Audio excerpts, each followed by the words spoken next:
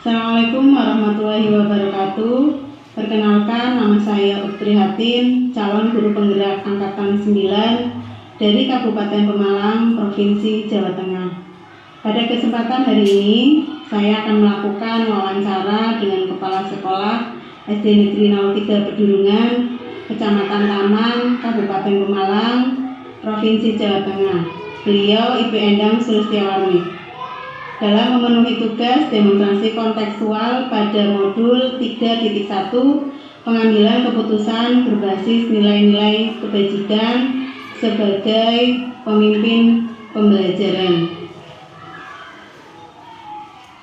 Selamat siang Ibu, mohon maaf mengganggu dan minta waktunya sebentar Ibu. Selamat siang. Iya, tidak apa-apa. Ada apa Bu Uut? Apa yang Ibu bisa bantu? Iya Bu, sebelumnya terima kasih untuk waktu yang Ibu sediakan. Begini Bu, saya mendapat tugas dari kegiatan CGP yang sedang saya ikuti untuk wawancara kepada pemimpin atau kepala sekolah mengenai pengambilan keputusan berbasis nilai-nilai kebajikan dalam kasus dilema etika Bu. Oh iya, silakan Bu. Terima kasih Bu. Kita mulai saja ya Bu. Nah, untuk pertanyaan pertama, selama menjadi kepala sekolah, bagaimana Ibu dapat mengidentifikasi kasus-kasus yang merupakan dilema etika atau bujukan moral Bu? Menurut Ibu, kasus itu dihadapkan pada dua pilihan yang sama-sama baik atau benar, maka itu kasus termasuk kasus dilema etika. Tetapi jika masalah itu ada unsur kesenangan satu pihak atau menguntungkan satu pihak, maka itu merupakan bujukan moral. Untuk dilema etika yang pernah Ibu alami atau sekolah kita alami, di antaranya itu misalnya sekolah kita mempunyai program SPRI, Sekolah Pendamping Mutu Internal, di mana sekolah kita siap mencetak murid dengan memiliki standar kemampuan yang baik. Hal ini bisa dibuktikan bahwa sekolah kita sudah banyak memiliki kejuaraan-kejuaraan, dan ini menjadi dorongan bagi masyarakat sekitar untuk mendaftarkan anaknya masuk ke sekolah kita. Akan tetapi keinginan untuk menerima semua anak yang ingin masuk ke sekolah kita atau SD kita itu dibatasi atau terbentur dengan adanya peraturan PPDB bahwa untuk sekolah dasar batas penerimaan siswa adalah 28 anak.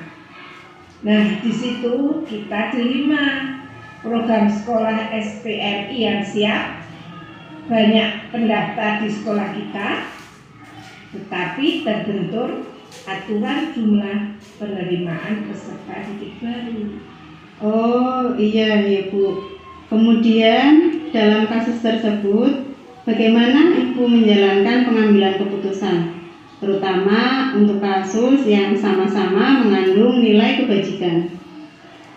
Untuk kasus tersebut tentu Ibu melibatkan banyak ibu guru yang lain, bapak ibu guru yang lain, untuk berdiskusi dalam mengambil langkah yang baik untuk semua pihak maksudnya.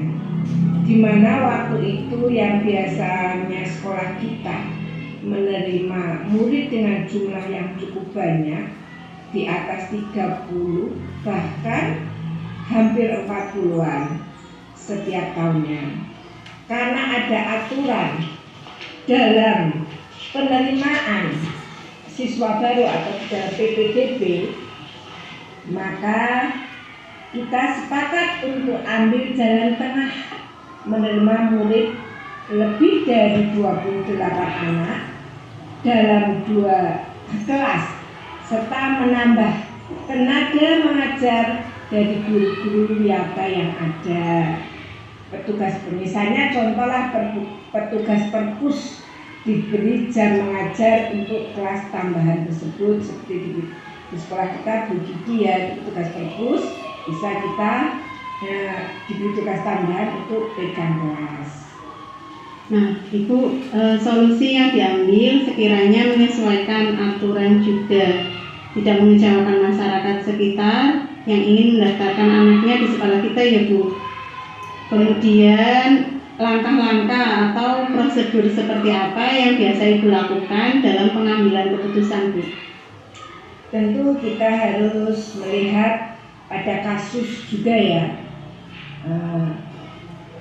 Kemudian siapa-siapa saja yang terlibat, menimbang sisi baik dan buruknya juga. Jangan lupa untuk diskusi dengan Bapak Ibu guru yang lain.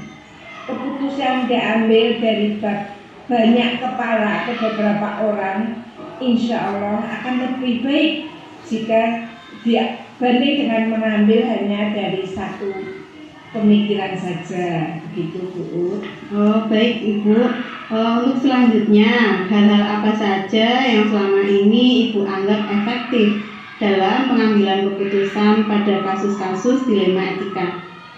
Ya, tentu saja dengan mengidentifikasi kasus tersebut, tentang kasus apa yang kita alami, siapa saja yang terlibat dan bagaimana penyelesaiannya. Jika sudah teridentifikasi, maka akan lebih efektif dalam mengambil suatu keputusan. Nah, kemudian hal-hal apa saja yang Ibu selama ini menjadi tantangan dalam pengambilan keputusan pada kasus-kasus dilema etika? Hal yang menjadi tantangan yaitu berbenturan dengan aturan yang saat ini berlaku Bu, sehingga kita perlu mengimbangi dan tidak menimbulkan masalah yang baru. Apakah Ibu memiliki jadwal khusus dalam penyelesaian kasus dilema etika? Apa Ibu langsung menyelesaikan di tempat atau terjadwal, baik dalam bentuk atau prosedur apa yang Ibu jalankan? Tergantung kasusnya Bu. Jika kasus itu harus diselesaikan segera, maka saya mengambil keputusan segera juga. Tentu dengan tetap mempertimbangkan baik buruknya hasil keputusan yang diambil. Jika kasus itu dengan pihak lain, misalnya tentang bos, ada kekeliruan, pasti saya atau kita membutuhkan waktu yang lebih dalam mengambil sebuah keputusan yang terbaik. Oh, jadi tergantung dengan masalahnya juga ya Bu. Kemudian Ibu pada kasus dilema etika, adakah seseorang atau faktor-faktor yang mempermudah atau membantu Ibu dalam pengambilan keputusan? Tentu ada rekan-rekan kerja kita sebagai steering partner juga, contohnya komite sekolah. Pihak-pihak ini sangat membantu saya atau Ibu dalam mengambil keputusan, karena dapat membuka atau memberi pandangan lain kepada Ibu atau kepada saya dalam mengambil suatu keputusan. Tidak terlepas dari orang-orang terdekat dengan pihak sekolah ya Bu. Nah, selanjutnya Ibu menjadi pertanyaan terakhir. Sebelumnya mohon maaf dari semua hal yang sudah Ibu sampaikan. Pembelajaran apa yang dapat Ibu petik dari pengalaman Ibu dalam mengambil keputusan dilema etika? Pelajaran yang saya petik atau yang Ibu bisa petik adalah bahwa tidak semua hal baik dapat dilaksanakan secara mutlak atau dikerjakan sepenuhnya, karena memperhatikan nilai baik lainnya juga. Selain itu, dalam mengambil tindakan atau keputusan, jangan pernah meninggalkan musyawarah. Masya Allah, hal penting yang juga bisa saya pegang, jangan meninggalkan musyawarah. Baik Ibu, terima kasih sekali untuk wawancara kali ini, insya Allah sangat bermanfaat sekali. Sekali lagi terima kasih Ibu. Sama-sama. Sama-sama, terima kasih juga Bu. Semoga sukses ya. Iya, terima kasih Bu. Demikian wawancara kami dengan Kepala Sekolah SD Negeri 03 Pedurungan dengan Ibu Endang Sulistiawati. Sekian, wassalamualaikum warahmatullahi wabarakatuh.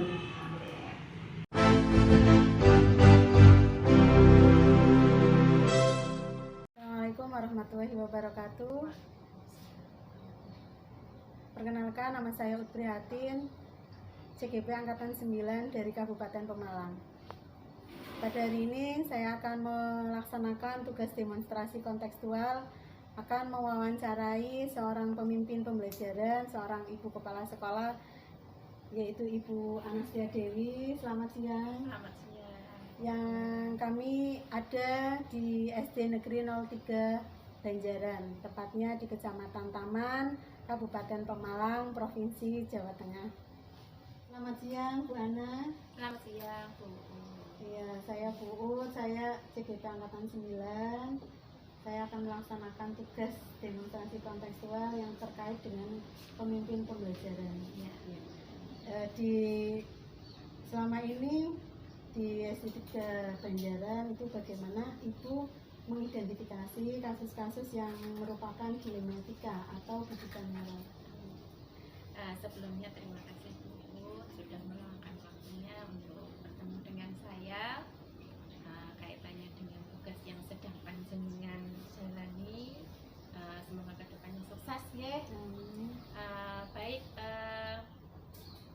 secara waktu jujur saja saya juga masih belajar Bu, karena belum lama untuk mendapatkan sebutan pemimpin pembelajaran.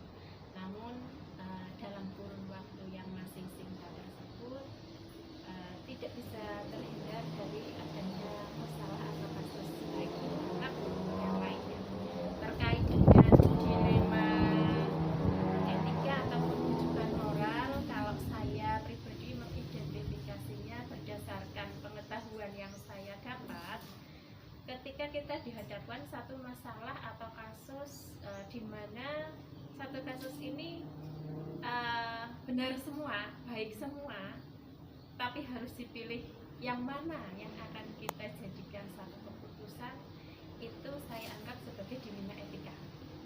Tapi ketika satu masalah itu merujuk yang satunya baik, tapi satunya ini juga bisa dikatakan melanggar ya, ada pelanggaran aturan atau yang seharusnya tidak kita lakukan, itu saya anggap sebagai bujukan moral seperti itu. Jadi kalau ini baik sama baik semuanya, tapi mana yang mau kita ambil yang paling baik, itulah yang saya identifikasikan sebagai dilema etika seperti itu. Jadi kalau dilema etika berarti antara benar dengan benar. Iya, benar dengan benar, baik. Bujukan moral berarti benar dan salah. Ya, seperti itu. Terima kasih. Nah, Ibu selama ini bagaimana dalam pengambilan keputusan di SD 3 Banjaran ini, terutama nih terkait kasus-kasus yang dimana kepentingannya itu sama-sama benar. Jadi sama-sama kedua-duanya benar dan sama-sama semuanya mengandung nilai kebajikan. Iya. Tentu saja langkah yang saya ambil, yang dalam artian telah saya ambil ya, untuk kasus yang seperti itu, karena kita fokusnya segala sesuatunya endingnya untuk kepentingan anak, berpihak pada anak ya. Apapun keputusan kita di sekolah kita yang kaitannya dengan anak, dengan murid, harus berpihak kepada murid. Dan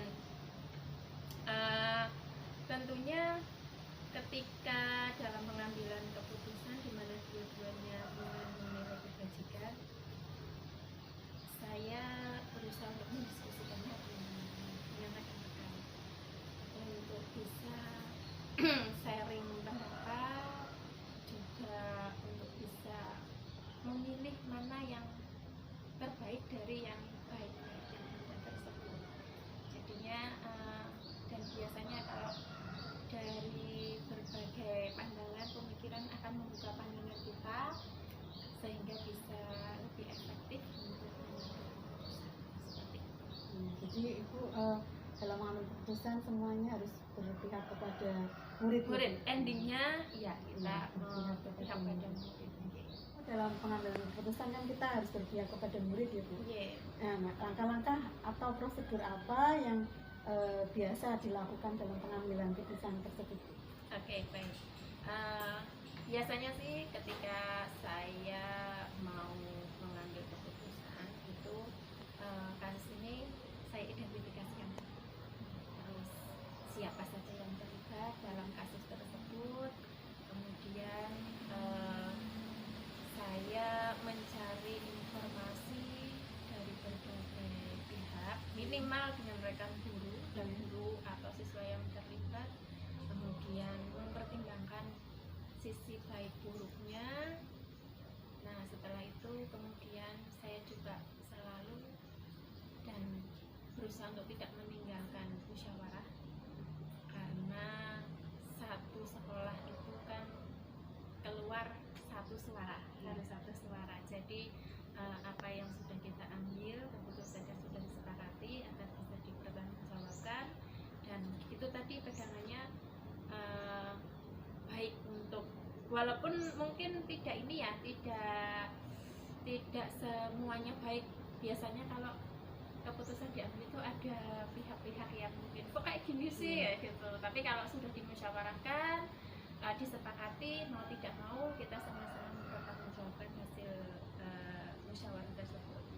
Jadi intinya langkah yang saya ambil otomatis diidentifikasi dulu masalahnya, kasusnya, terus siapa saja yang terlibat, kita mencari informasi yang bisa kita jadikan patokan dalam mengambil keputusan, dan tidak lupa untuk musyawarah dengan rekan-rekan.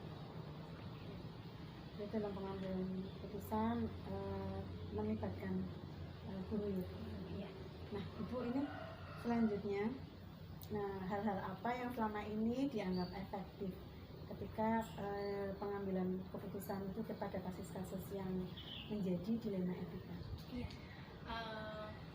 Secara efektifnya seperti yang di depan sudah saya utarakan tadi, pertama kita identifikasi apakah masalah ini harus segera diselesaikan atau tempo, kemudian kita mencari data pendukung, bisa dengan tanya jawab langsung ya, seperti itu.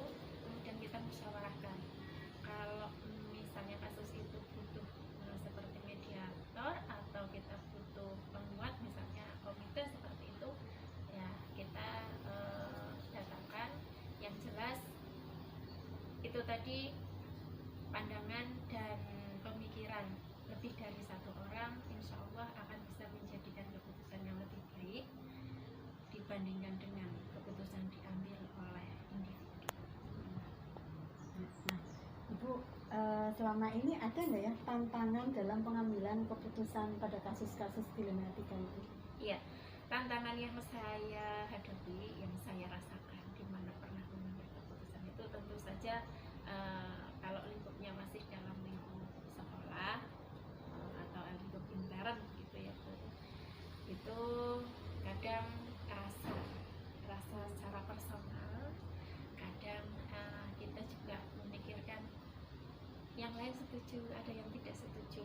Kalau yang tidak setuju itu kadang nanti barangkali ada rasa yang tidak enak di belakang atau ada suara yang enak di belakang. Itu juga membuat saya itu suatu tantangan, dimana ketika misalnya saya tahu nih Bu Ut memberikan solusi atau pandangan, tapi ternyata yang dipakai pandangan yang lainnya. Tapi kalau itu sudah disepakati, berarti mau nggak mau Bu juga harus mau menerima kesepakatan itu.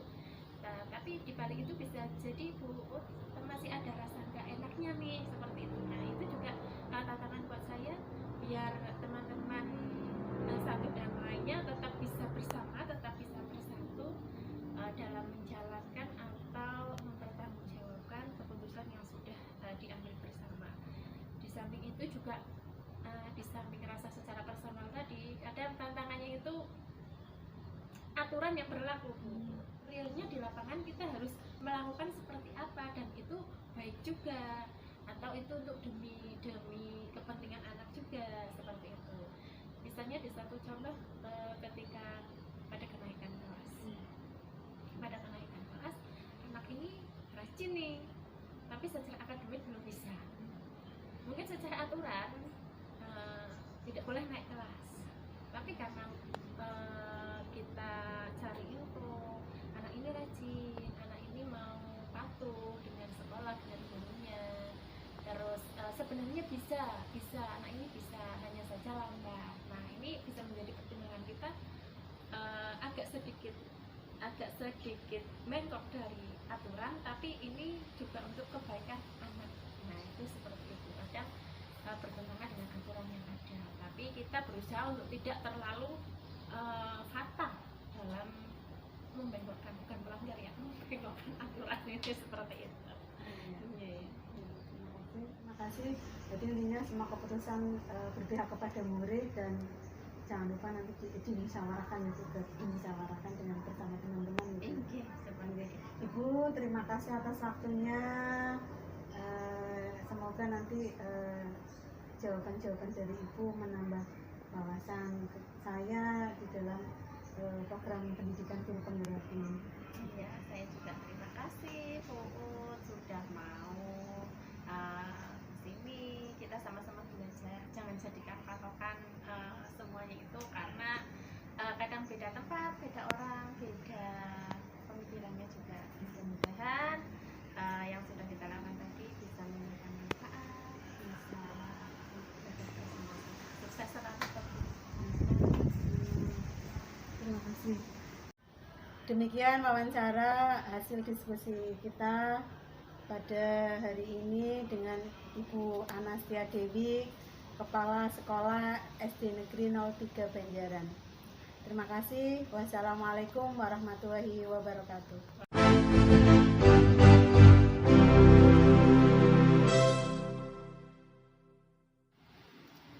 Assalamualaikum warahmatullahi wabarakatuh.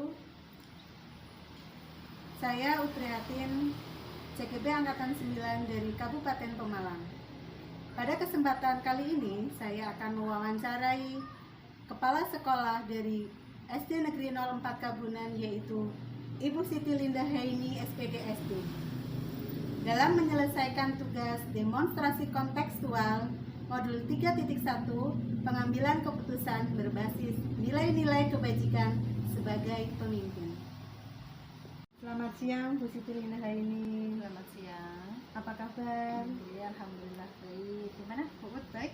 Alhamdulillah baik, Ibu. Nah, Ibu, mohon waktunya sebentar. Saya ingin mewawancarai Ibu dalam pelaksanaan memenuhi tugas demonstrasi kontekstual dalam pembelajaran CGP Angkatan 9. Nah, di dalam modul 3.1, pengambilan keputusan berbasis nilai-nilai kebajikan sebagai seorang pemimpin. Tentunya Ibu di dalam memimpin sekolah di SD Negeri 04 Kabunan ini tentunya banyak sekali pengalaman-pengalaman Ibu, dan saya sebagai seorang pembelajar, saya ingin mewawancarai Ibu dalam sebuah pengambilan keputusan yang tentunya nanti berbasis nilai-nilai kebajikan. Ada beberapa pertanyaan yang ingin saya sampaikan, nanti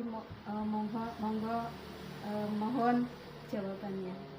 Ya, untuk pertanyaan yang pertama, Ibu, Ibu selama ini bagaimana Ibu dalam mengidentifikasi kasus-kasus yang merupakan dilema etika ataupun bujukan moral? Terima kasih. Kasus-kasus di sekolah itu pasti ada. Entah itu kasus dari siswa, dari guru, maupun dari luar sekolah, itu pasti ada. Dari kasus-kasus itu pasti ada kasus yang tergolong dilema etika dan tergolong dengan bujukan moral. Untuk mengidentifikasi kedua jenis kasus tersebut, hal pertama yang saya lakukan adalah klarifikasi dulu. Klarifikasi dulu apakah benar kejadian yang telah terjadi, kemudian apa penyebabnya, kemudian siapa saja yang terlibat, bagaimana nilai-nilai kebajikan yang ada dalam kasus tersebut. Setelah tahu nilai-nilai yang ada, maka nanti kita bisa memutuskan apakah itu tujuan moral ataukah dilema etika. Yang jelas ketika dilema etika terjadi itu antara dua pilihan di mana dua-duanya itu sama-sama baik. Ini baik, tetapi dari dua itu mana yang harus saya putuskan. Tetapi kalau yang tujuan moral, pasti satunya ada efek tidak baik atau pelanggaran hukumnya. Dari situlah saya harus mengetahui dulu apakah tujuan moral ataukah dilema etika. Terima kasih. Nah, Ibu selama ini dalam bagaimana Ibu menjalankan pengambilan keputusan di sekolah Ibu nih, terutama untuk kasus-kasus yang dimana dua-duanya itu kepentingan yang sama-sama benar atau sama-sama mengandung nilai-nilai kebajikan. Ya, di sekolah manapun pasti terjadi adanya dua kasus yang sama-sama baik, kasus yang sama-sama bermanfaat. Termasuk juga di sekolah saya. Di sekolah saya sering terjadi antara dua pilihan di mana dua-duanya itu baik dan dua-duanya itu bermanfaat untuk kemajuan sekolah. Namun di saat yang sama seperti itu, saya juga harus memutuskan satu keputusan untuk satu kasus itu. Hal yang perlu saya ambil yang pertama yaitu saya harus bermusyawarah dulu. Saya memiliki warga sekolah yang sama-sama juga bebas berpendapat. Meskipun keputusan tetap di tangan kepala sekolah, tetapi dari musyawarah itu saya mengambil pandangan-pandangan atau pendapat-pendapat dari warga sekolah, di mana semuanya itu pasti mengandung unsur-unsur kebajikan. Nah, paradigma apa yang ketika nanti saya ambil keputusannya? Paradigma antara jangka pendek dan jangka panjang. Di antara dua kasus tersebut, apa keuntungan jika saya mengambil suatu keputusan, jangka pendeknya apa, jangka panjangnya apa? Nah, biasanya saya lebih mengambil atau memutuskan sebuah keputusan berdasarkan manfaat jangka panjangnya itu seperti apa. Karena sama-sama baik, mudah-mudahan dengan keputusan jangka panjang yang saya ambil berdasarkan jangka panjang itu bisa bermanfaat lebih lama dibanding hanya kepentingan sesaat saja. Ibu, tadi kan sudah dibicarakan semuanya bermusyawarah gitu, dimusyawarahkan dengan guru-guru. Nah, hal-hal apa saja yang selama ini merupakan tantangan ketika Ibu dalam mengambil keputusan yang pada kasus-kasus dilema etika? Tantangan yang pertama pastilah jika ada sebuah kasus yang sama-sama nilai kebajikannya ada, pasti yang pertama adalah biasanya muncul kesubjektifan. Kesubjektifan dari apa? Dari siapa yang melaporkan, dari siapa yang terlibat. Itu biasanya muncul kesubjektifan dari pihak-pihak yang bermasalah atau pihak-pihak yang mengusulkan. Nah, tantangan-tantangan itu juga nantinya bisa muncul lagi ketika saya mengadakan pertemuan klarifikasi maupun musyawarah. Biasanya kalau sudah menginginkan sesuatu di mana sama-sama nilai kebajikannya ada, semua dua-duanya benar, tetapi ketika disatukan, dibicarakan, mesti subjektifnya pokoknya saya yang harus menang, pokoknya saya yang harus terwujud, keputusan ini yang saya inginkan, Bu. Nah, bagaimana tindakan sebagai kepala sekolah di mana masing-masing guru pastinya pengennya macam-macam. Nah, dari tantangan-tantangan itu, maka kembali lagi pada keterbukaan tadi, bagaimana ketika musyawarah tadi kita membuka pendapat-pendapat tanpa membedakan pihak A, pihak B, pihak C. Jadi semua itu bebas mengutarakan pendapat. Yang saya yakini, apapun tantangannya, apapun masalahnya, ketika dimusyawarahkan bersama-sama dalam rapat bersama, dalam pembicaraan yang sehat, insya Allah bisa diterima dengan baik oleh semua pihak. Ya, musyawarah ya Bu, jangan sampai ada subjektif ya Bu, berarti Bu. Nah, Ibu, ketika Ibu ada sebuah kasus nih, pernah tidak dijadwalkan atau penyelesaian kasus dilema tersebut langsung diselesaikan di tempat atau langsung kita mempunyai jadwal seperti itu, atau nanti bagaimana bentuk atau prosedurnya seperti apa yang dijalankan Ibu? Oke. Kasus itu setiap tahun pasti terjadi. Maka yang pertama saya sudah membuat jadwal. Jadwal untuk apa? Jadwal pembimbingan baik kepada guru, karyawan maupun kepada siswa. Itu dalam 1 tahun pasti sudah ada yang namanya program pembimbingan guru dan karyawan. Program pembimbingan guru dan karyawan bisa paling tidak saya sampaikan ketika di awal di awal semester, baik semester 1 maupun semester 2. Setidaknya ketika kita mengingatkan apapun masalahnya, itu program saya pasti ada pembinaan setiap awal semester. Yang kedua, yang namanya kasus kan tidak bisa ditebak. Satu, itu yang dijadwal namanya preventif, pencegahan.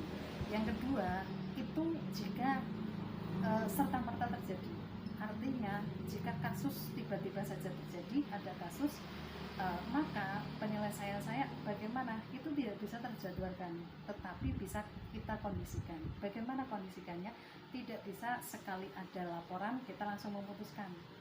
Kita cooling down dulu, kita klarifikasi dulu beberapa saat, baru kita mencari data, mencari informasi, barulah dengan mempertimbangkan berbagai pihak, mempertimbangkan hasilnya, mempertimbangkan apa sih dampak atau efek ketika saya mengambil keputusan itu, barulah kita bisa menyelesaikan masalah. Berarti ada 2 macam. Satu bisa dijadwalkan sebagai program pembinaan rutin. Yang kedua tidak bisa dijadwalkan karena masalah atau kasus itu sewaktu-waktu bisa terjadi. Tetapi tetap jangan sampai serta-merta diputuskan di saat itu juga. Kita butuh cooling down, kita butuh berpikir yang lebih jernih untuk memutuskan sesuatu. Nah, Ibu, pertanyaan selanjutnya nih, adakah seseorang atau faktor-faktor yang selama ini mempermudah atau membantu Ibu dalam pengambilan keputusan dalam kasus-kasus dilema etika? Ya, terima kasih. Faktor-faktor yang mempermudah saya untuk mengambil sebuah keputusan, yang pertama adalah faktor persatuan di lingkaran sekolah itu yang sangat dibutuhkan, yang sangat mendukung semua sekolah bisa memutuskan sebuah kebijakan yang bisa dipatuhi, bisa dilaksanakan oleh seluruh warganya dengan senang hati. Dengan adanya faktor persatuan, eratnya tali silaturahim, eratnya tali persaudaraan dan tali persatuan di dunia kerja sekolah itu, maka akan lebih mempermudah sebuah kasus itu diselesaikan. Jika sudah erat, jika sudah tahu ke dalamnya, kita sudah satu visi, kita sudah satu misi dengan mindset yang sama untuk memajukan pendidikan di sekolah itu, alasan atau kasus masalah apapun bisa terselesaikan dengan baik. Nah, Ibu, pertanyaan terakhir nih, Bu. Dari semua hal yang Ibu sampaikan, pembelajaran apa yang bisa dipetik ketika dalam pengambilan keputusan dilema etika ini? Oke. Pelajarannya banyak sekali. Pelajarannya yang pertama yaitu intinya dalam sebuah permasalahan itu kita tidak bisa melepaskan atau terlepas dari adanya musyawarah. Pelajaran pertama, apapun masalahnya, musyawarah itu yang diutamakan. Yang kedua, bagaimana cara menciptakan musyawarah itu lebih kondusif, lebih berhasil dengan baik.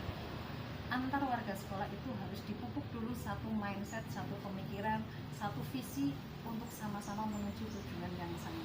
Dari beberapa kasus yang terjadi seperti itu, justru lebih seringnya kasus-kasus itu justru menambah keeratan jiwa dan raga warga sekolah. Dari batinnya pun semakin erat. Ketika seseorang diajak kerjasama, seorang diajak musyawarah, pembelajaran yang saya ambil adalah semakin erat rasa persaudaraannya. Tidak hanya persaudaraan di dalam dunia kerja saja, tetapi bahkan sampai di luar pun mereka masih merasa satu keluarga di pekerjaannya. Seperti itu, Ibu. Ibu, itu tadi pertanyaan terakhir. Terima kasih atas paparannya, terima kasih atas jawabannya, yang nantinya tentunya akan menambah wawasan saya dalam pengimplementasian pemahaman saya dalam pengambilan keputusan berbasis nilai-nilai kebajikan sebagai seorang pemimpin. Terima kasih, Ibu, waktunya. Demikian wawancara saya dengan Ibu Siti Lindahaini selaku Kepala Sekolah SD Negeri 04 Kabunan. Dengan berakhirnya wawancara tadi akan mengakhiri tugas saya di demonstrasi kontekstual pada hari ini. Assalamualaikum warahmatullahi wabarakatuh.